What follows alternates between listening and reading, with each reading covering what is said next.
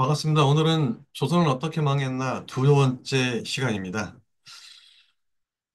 여러분들은 1876년 강화도 조약을 어떻게 알고 계십니까? 우리가 알고 있는 것은 조선이 맺은 최초의 근대 조약으로 알고 있습니다. 예, 맞습니다. 강화도 조약은 조선이 최초로 만든 외세와 최초로 맺은 근대 조약은 맞습니다. 그런데 강화도 조약이 어떠한 배경에서 그리고 강화도 조약으로 인해서 조선은 어떤 영향을 받았고 그리고 일본의 의도는 무엇인지에 대해서는 우리가 전혀 알지 못하고 있습니다. 우리가 또 교과서에서 그런 세부적인 내용들은 음, 알려주지 않고 있죠. 바로 1816년 강화도 조약은 일본이 조선을 침략하게 된 시발점이 된 조약입니다. 굉장히 의미가 굉장히 깊은 조약이죠.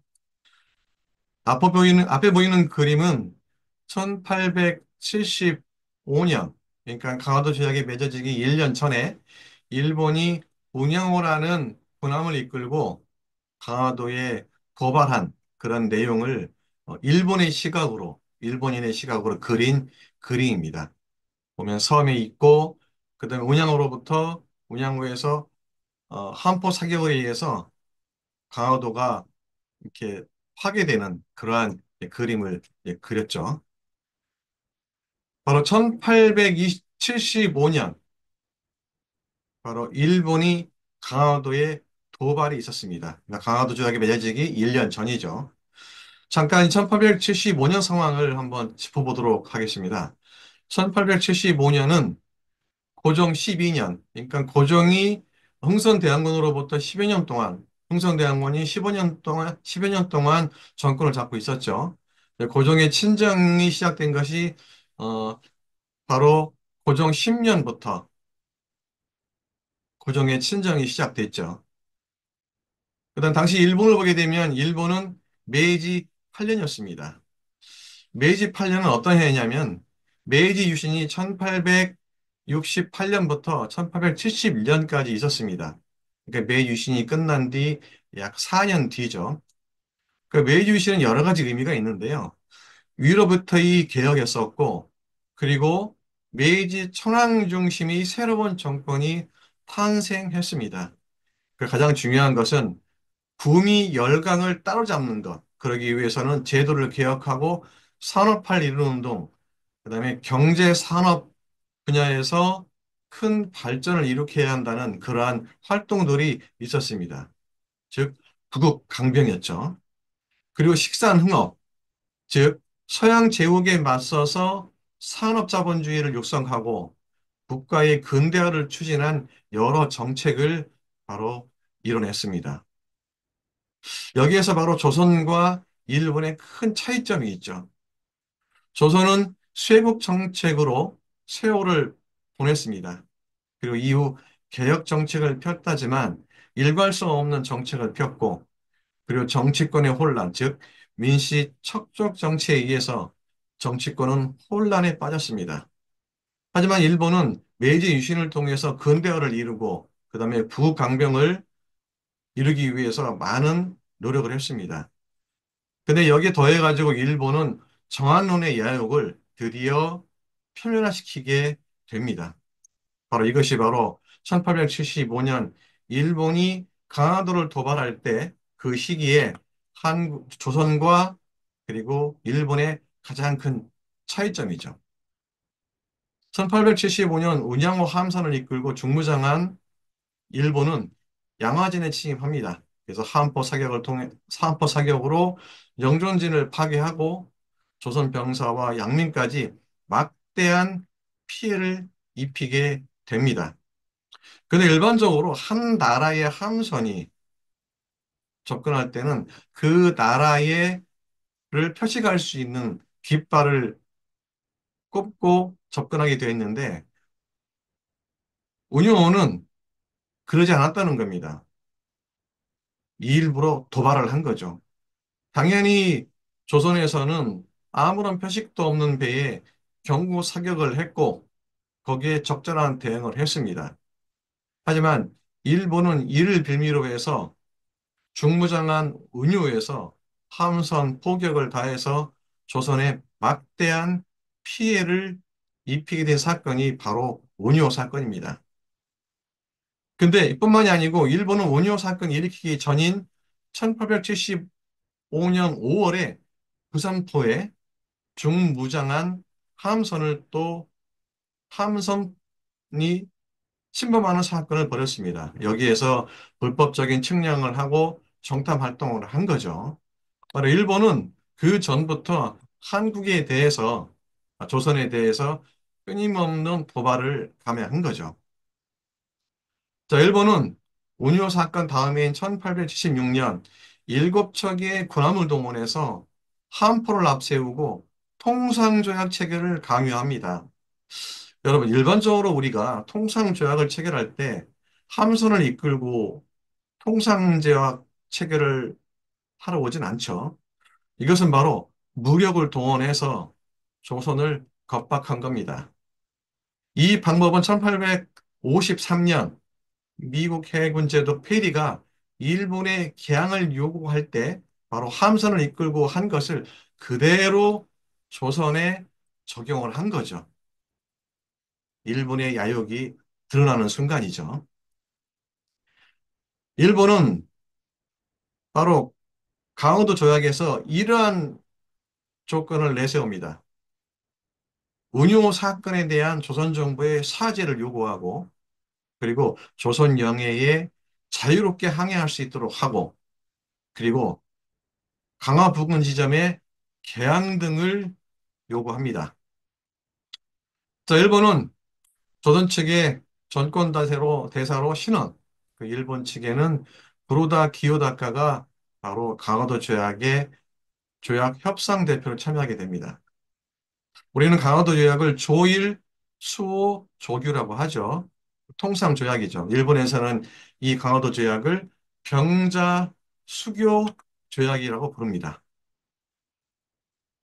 자, 이 조약의 내용을 보게 되면 어마어마한 내용들이 포함되어 있습니다. 첫 번째로 큰 골자만 말씀드리면 부산, 원산, 제물포 이 세 군데의 항구를 개항하라.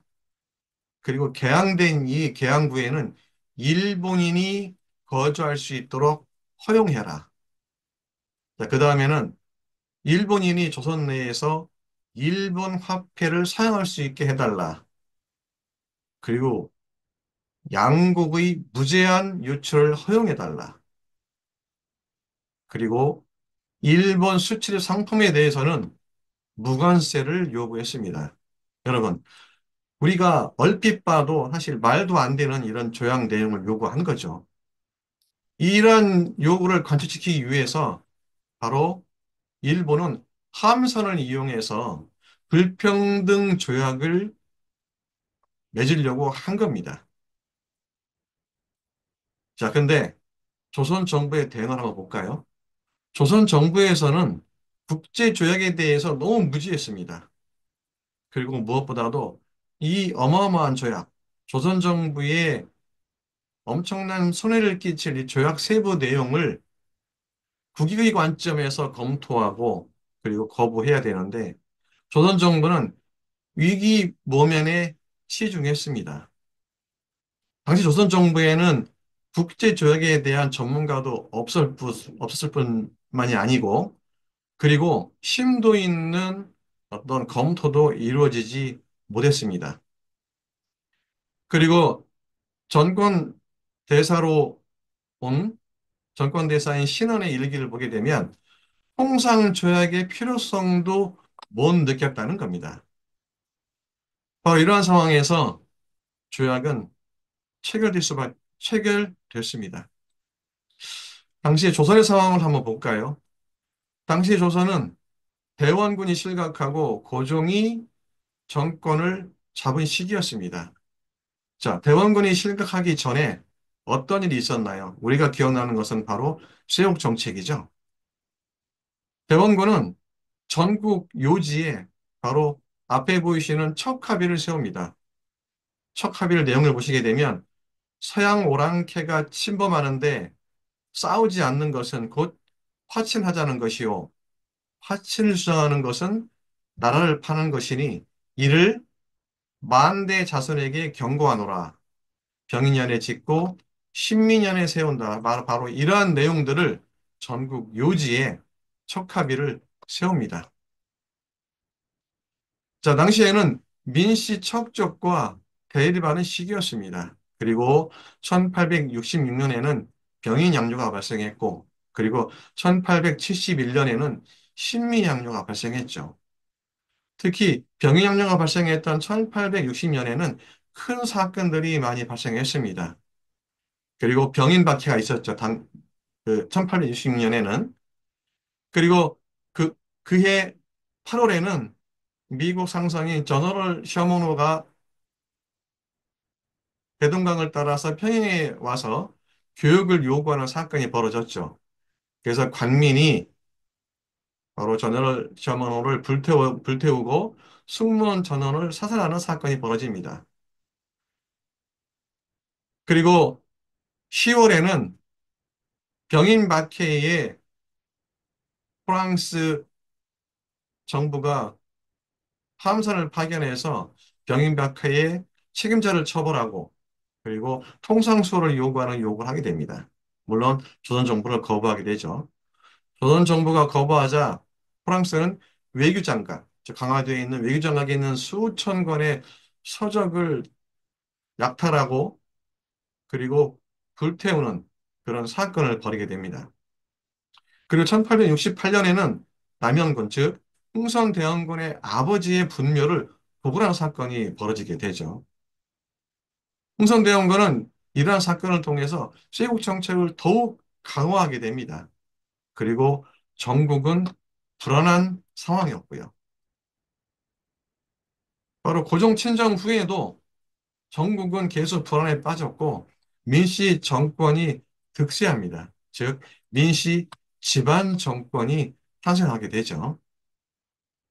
일본은 이 강화도 조약을 통해서 엄청난 경제적 이득을 취하고 그리고 1800년대 중반부터 가시화된 정한론을 실제 실천에 옮기게 됩니다. 이 강화도 조약 이후 일본은 무차별적인 경제 침략을 시작하게 됩니다. 제가 여러 차례 말씀드렸지만 1910년 그해는 총 한 봉 쏘아보지 못하고 조선이 일본의 소나기로 송두리째 넘어간 해입니다. 바로 이 강화도 조약은 조선이 망하는 지름길이었습니다. 자, 그러나 조선이 과연 망할 수밖에 없었을까요? 그렇지가 않습니다. 조선은 이 강화도 조약을 이용해서 충분히 국난을 극복하고 근대화할 수 있는 길이 있었습니다. 자, 다음 시간에는 제가 강화도 조약이 어떠한 문제가 있었고, 그리고 그 조약이 어떻게 우리나라 경제를 망가뜨렸는지, 그리고 우리나라가 서서히 경제가 망할 수밖에 없었던 그러한 과정들을 하나씩 설명드리는 시간을 갖도록 하겠습니다. 감사합니다.